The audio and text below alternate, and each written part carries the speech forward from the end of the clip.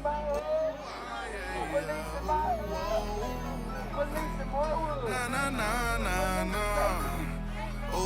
don't want anybody when we go down there. We don't want anybody to get hurt. We want everybody to come back the same way they came. You see what I'm saying? And that's not without a scratch, without a bruise or anything happening to anybody. Again, of course you have the right to be emotional, because it's emotional time. But at the same time, we have a strategic plan in place that if we carry it out the right way, we can eventually create some kind of transformative change here in Greenville, North Carolina. Show me what democracy looks like. This is what democracy looks like. Show me what hypocrisy looks like. This is what hypocrisy looks like. Y'all make sure y'all point at the police station when y'all say hypocrisy. Y'all make sure that we make a target of what we're talking about today. Yeah, man. Show me what democracy looks like. This is what democracy looks like. Hi, my name is Bishop Rosie O'Neill. I'm the senior pastor at Cornelia Christian Center Church in Greenville, North Carolina. Dedan is a young man that I've come to know throughout the course of this very challenging year of 2020. He has a heart to see the community brought to a place of fairness, and I recognize that there are charges against him.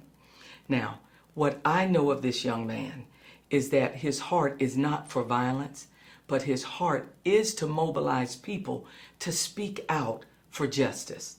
Sometimes being forthright like that can put you in situations that look as if you are crossing boundaries or lines. I want to encourage you, if what I know of him is true, and I believe that it is, I want you to consider the benefit that he is to our country in pushing us in the things that the United States really stands for, pushing us to have free speech. I just wanted to speak this to ask you to consider, to look at things maybe a different way, because I believe he's an asset to the cause of justice. Thank you so much. My name is Willie, and I'm Dedan's mother, and I'm here to show my support and solidarity with him. Dedan comes from a family, a history of people who fought in the 1960s for Black liberation and Black equality. My mother, his grandmother, marched. His aunts, my aunts, and his great aunts and uncles marched and were arrested. Those are stories that were passed down, stories that our families were proud to say that we were a part of. So Dedan knows what it is to be a part of the struggle. In the last 5 or 6 years, I have noticed his growth and his development in the struggle, his desire to see transformative change in Greenville, in our communities, but not only in Greenville in the community, but in the country at large, and not only the country, but the world.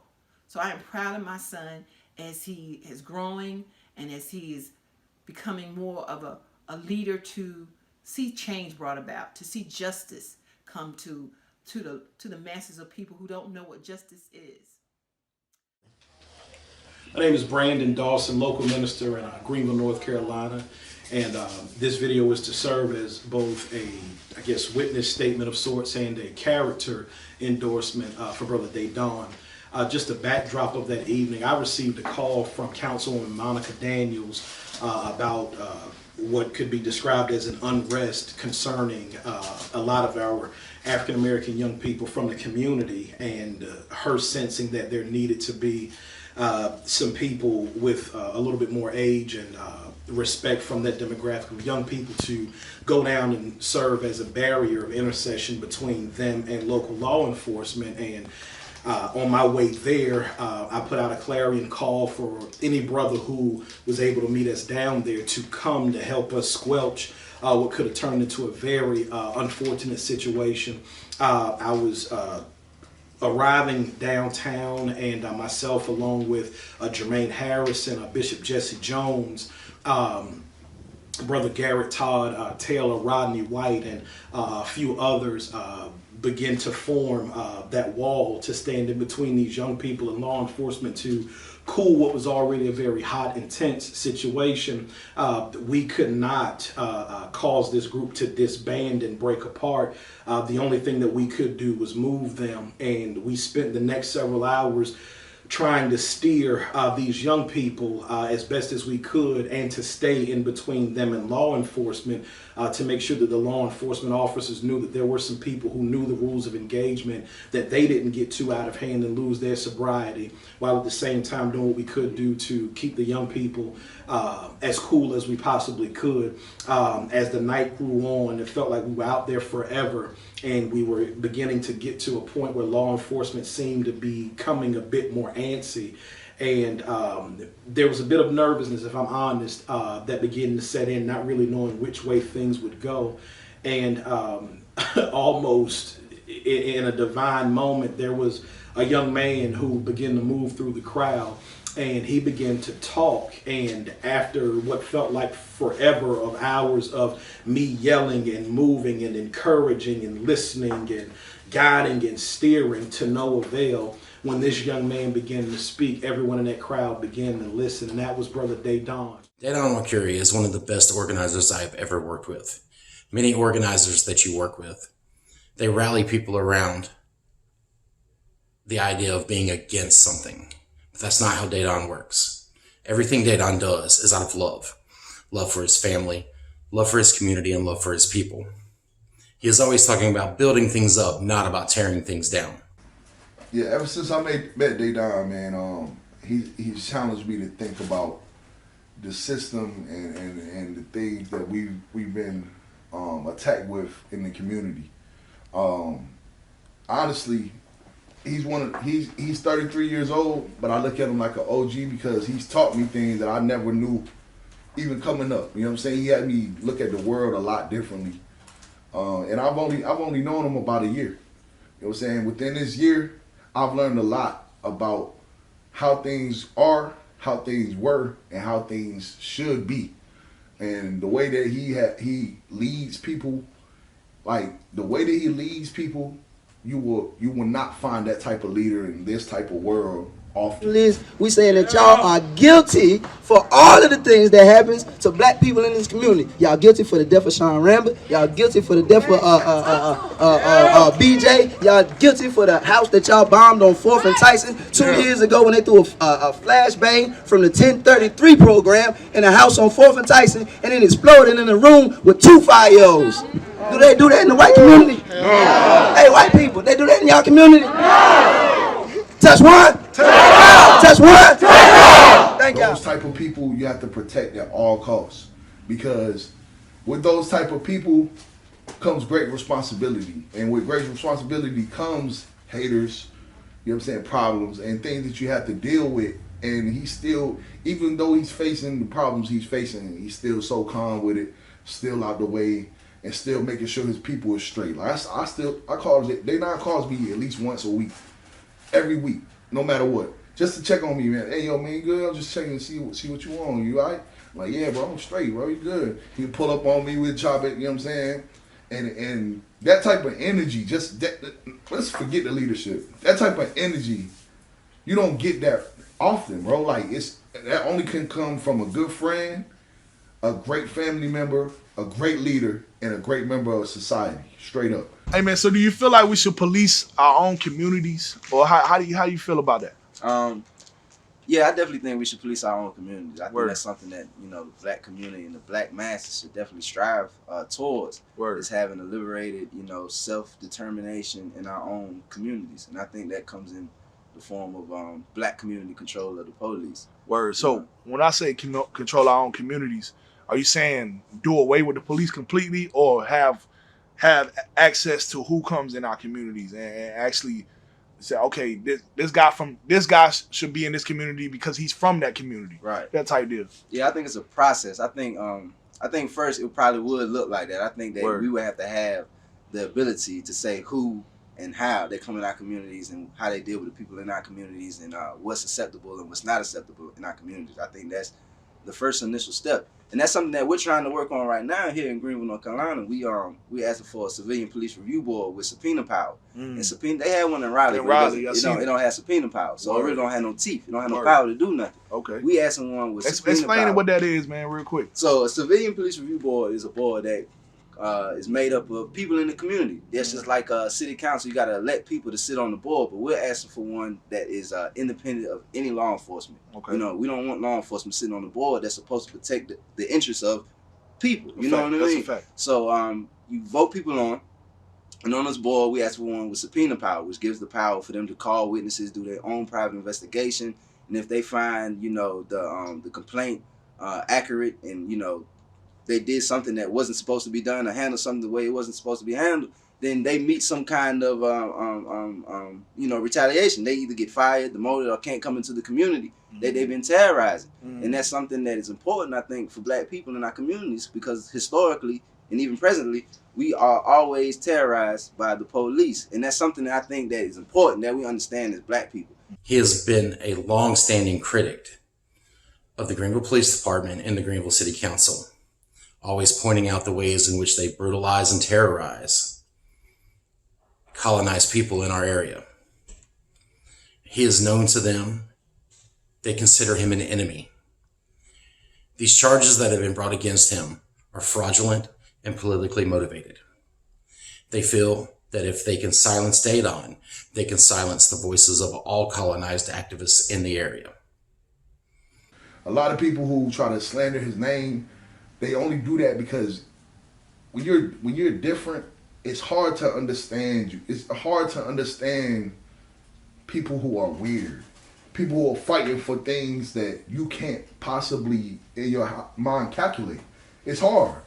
So when you're actually fighting for those things, and people think your fight is on surface level, but your fight is really this big, to where it's impossible for them to get on your level unless they're well-read, well-educated, and actually seen the heights of what you've come from, they're not going to understand you, bro. They're not going to understand you. And I understand Dedan. And ever since I met him, like I said, he's been solid. He's been day one, A1. And I honestly feel like we need him in the community. We need that. We need that. We need that type of leader. He doesn't, even when I talk to him, he don't like me to call him a leader. I don't know why y'all leaders won't take these roles, bro. You gotta take these roles, bro. Like he don't even want to take the role of a leader, bro. That's how humble he is about it. Cause I know he does it with love. You know what I'm saying? His whole committee and Mapinduzi, the whole organization is based on love and truth. You know what I'm saying? So you don't find that often. You find a lot of mirages and smoke and mirrors. People are fake, man. And you know what I'm saying? When you meet anybody in here, even when we out and about, people can see Dedan and see something in like, yo, I respect what he got going on. Like when we was at the rallies, bro, the protests, like Dawson said, like, bro, he's leading 450 people, and we just walking and marching. Like, how many of y'all can get 450 people together and it's not a party? I'll wait. How many people can get 450 people together to march for a cause and it not be a party? I'll wait. How many people can get organizations of different races, different backgrounds, different cultures all together to fight for one cause, bro? I'll wait. If you can't do that, you gotta respect that man. You gotta respect him, man. And that's my take on the situation, man. Ain't no good. Police in your hood. Ain't no good. Police in my hood. Ain't no good. They don't arrest me. Arrest the police. They don't arrest me. Arrest the police. Arrest the police. Arrest the police. Indict the police. Indict the police. Police in my hood. Ain't no good. Hey, y'all make some noise.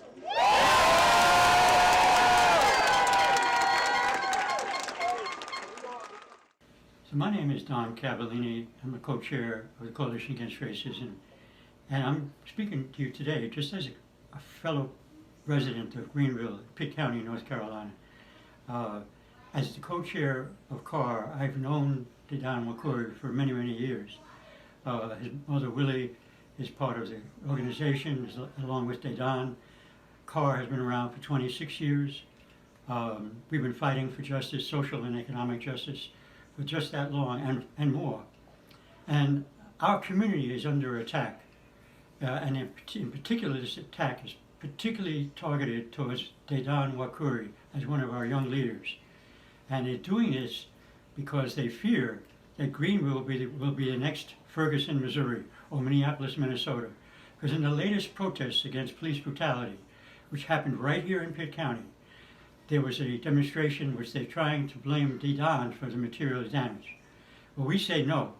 We say an injury to one is an injury to all. And that's true whether it be Dedan or anybody else. But in particular, when you attack somebody in the movement, it's trying to show that if you stand up and resist, that you will have to pay consequences. We say no, that won't go, and we won't let that happen. We won't let anybody be taken down because even though the movement will go on, it's more than one person. And this is about more than one person. It's about the movement for justice. And we're asking you to be part of that movement. Come join with us, even if you don't agree with everything that we say and do. This could happen to you. It could happen to your son, your daughter, any of your nieces and nephews. We're in this together.